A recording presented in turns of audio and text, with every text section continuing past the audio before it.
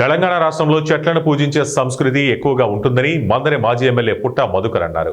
మాజీ రాజ్యసభ సభ్యుడు జోగినపల్లి సంతోష్ కుమార్ చేపట్టిన గ్రీన్ ఇండియా ఛాలెంజ్ లో భాగంగా జయశంకర్ భూపాలపల్లి జిల్లా మహదేవపూర్ మండల కేంద్రంలోని వీర బ్రహ్మేంద్ర స్వామి హనుమాన్ ఆలయాల ఆవరణంలో జమ్మి చెట్లను నాటారు.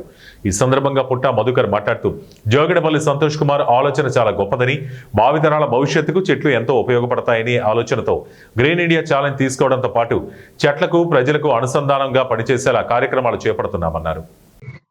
తెలంగాణ రాష్ట్రంలో జోగినిపల్లి సంతోష్ కుమార్ గారు మాజీ రాజ్యసభ సభ్యులు చెట్లను ప్రేమించాలి, చెట్లను రక్షించాలి, చెట్లే భావితరాల భవిష్యత్ అని చాటి చెబుతున్నటువంటి క్రమంలో ఇవాళ వారు జమ్మి చెట్టును పూజించి జమ్మి ద్వారానే దసరాను గొప్పగా జరుపుకునేటువంటి తెలంగాణ సంస్కృతిని చెట్టును కూడా ఈ జమ్మి చెట్టును కూడా మనం పెంచుకోవాలి.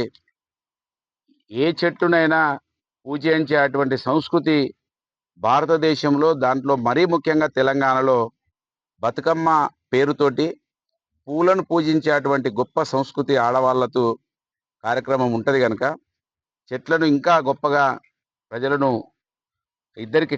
చెట్లకు ప్రజలకు అనుసంధానం చేసే విధంగా కూడా మన సంతోష్ కుమార్ గారు ఈ జమ్మి చెట్టును కూడా